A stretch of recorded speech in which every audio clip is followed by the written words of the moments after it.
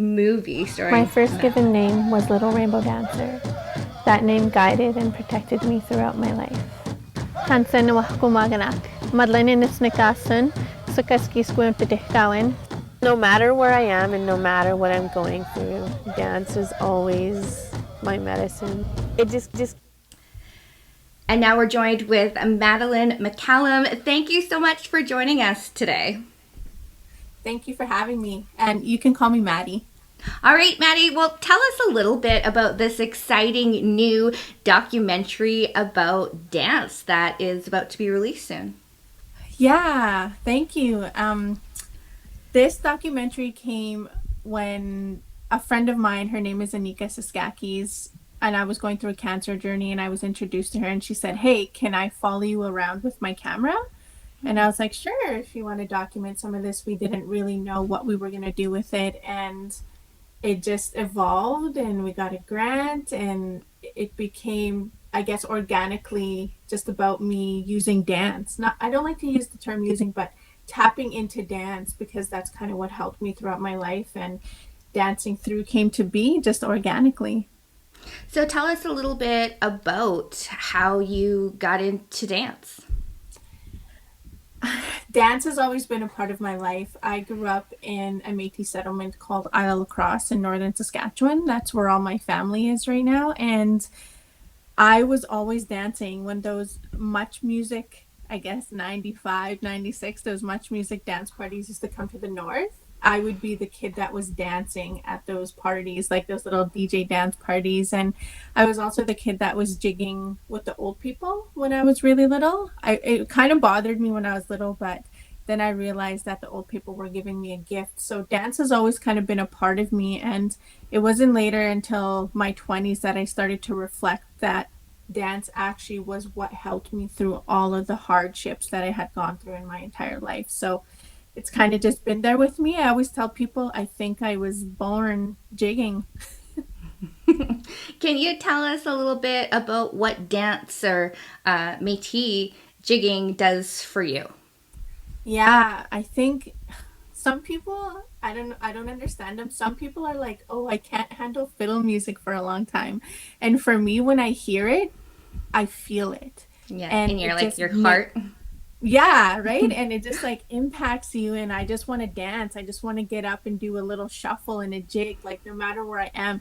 Even if I hear fiddle in a random song, I will definitely get up and start dancing. So for me, it really connects me to my community because I've been gone from there for so long, and it connects me to my family. I remember what it felt like when we were at home and my uncle would play the music and I'd go running downstairs and go jig with him right away. So it keeps me really connected to my people, but it also uplifts me, right? Like when I'm having a bad day and fiddle music comes on, right away I can feel the elevation in my body. Now, if people are watching that they don't know too much about Métis fiddle dancing or jigging, what could you tell them? Well, they call it crooked music, and because Métis people, Indigenous people were really innovative, and with this style, it comes from the French step dancing, so the European style, because it's an instrument, right? It's that fiddle. So they kind of made it their own. Métis people made it their own, and they play it how they feel. So it's not going to be like a 4/4 and 8/8 beat. It's going to be like a 4 and a 6 and an 8 and a 12, right? So it's really fun to dance along because you never know what the fiddle player is going to play. It's not like a rehearsed song. You just get up, and even the dancing is a mix of French step dancing and other European styles, but as well as Indigenous styles. So you'll kind of see an overlap in some of the steps. So it kind of, has the two cultures into it. And it's really fun. It's a lot of technique, but it's really fun because you get to just kick your feet around, stomp, holler. I really love it. Do you think anybody can pick it up at any age, or is it something that you had to start when you were younger? Yeah, you can pick it up at any age. I actually teach classes with iSpark. I'm starting next week actually, and we're doing a jig fit class and a powwow impact class. And Oh, with the wow. jig fit class, it's really just about getting a workout through dance. But I secretly teach them technique and how to learn the steps. And then by the end, they're dancing like 22 Red River jig changes and they're getting a workout at the same time. So it's kids all the way to elders that are in my class. And of course you can modify. It's a lot of like left, right brain kind of thing. But I think once you just really let go and you surrender to it and just allow your body to feel and process what it feels through dance, then you don't think about the technique and you're just dancing. Is this available online or in person? It's actually online. So ISPARC, iSpark, and you can go on their website and look up Jig Fit and Power Impact. Awesome. Now, when can we expect to watch the new documentary? How can people watch? Where can we go? So right now we're just putting little teasers out because this has been 3 years in the making. And getting funding and getting it filmed and getting it edited, like editing process takes so long. And we finally just finished it, I think like a month and a half ago. So we just wanted people who have been following my journey to know that it's alive and it's here and it's done. So we're just sending out like the poster and some behind the scenes footage. And we're just waiting for film festivals right now to kind of let us know if they're picking it up or not. And we're contacting broadcasters as well to see if they can pick that up. So we're not releasing it yet. We're just letting people know, hey, look out, it's coming. Have you seen the whole documentary? Yes, so many times. And every single time I watch it, because it's about my journey, right? My journey with cancer. And I look at it and I honestly see that little 8-10-year-old girl that felt like she wasn't going to do anything in her life, why was she even born? And I see her and I cry and I tell her, look at what you did. Look at what you're doing. Can you tell us a little bit about your journey with cancer and how dance helped? Yeah, so I was about 32 when I noticed there was a lump and then it grew really, really fast. And then I had to get a lumpectomy is what it's called, the first one. And then from there, they were like, okay, you're in remission for a year. And then it grew back and it grew back even faster and bigger. And then I had to get a mastectomy surgery. And through that, I didn't know what to do to make me feel good because it was so scary. It's so scary to know that you're going to lose a part of your physical self.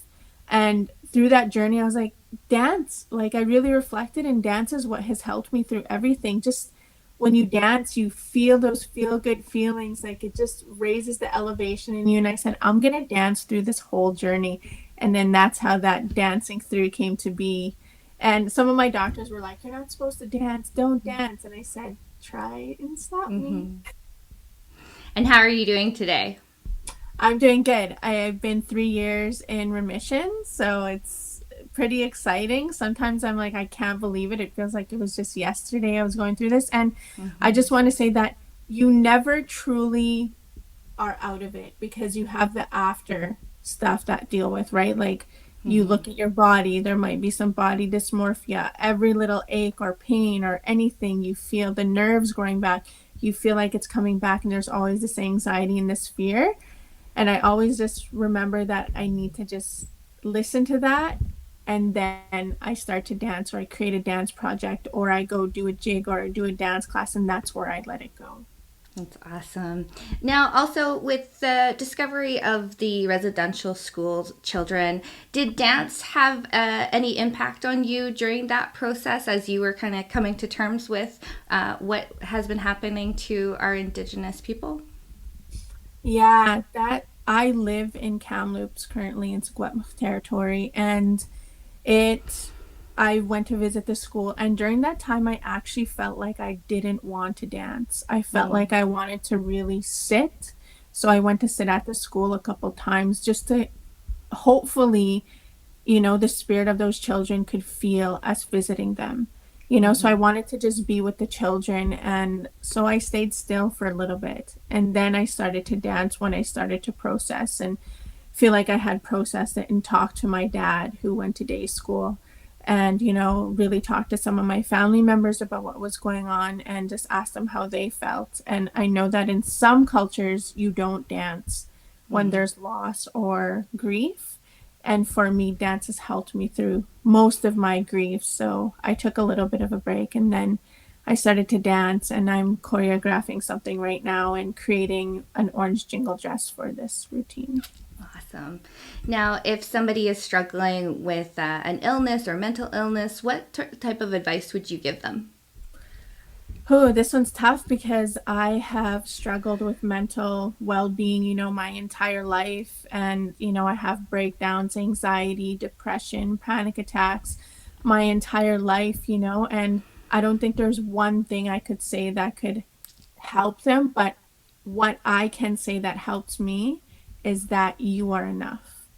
Just as you are in your panic attack, in your anxiety, in your sadness, you are enough. And I have to remind myself all the time that because I'm freaking out or I'm crying, it doesn't make me less important.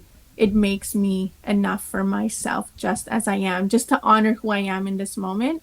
That's what I can tell people is you are enough. Oh, it's been a pleasure talking with you, Maddie. Thanks so much for joining us here on Sun Valley News. Thank you so much for having me.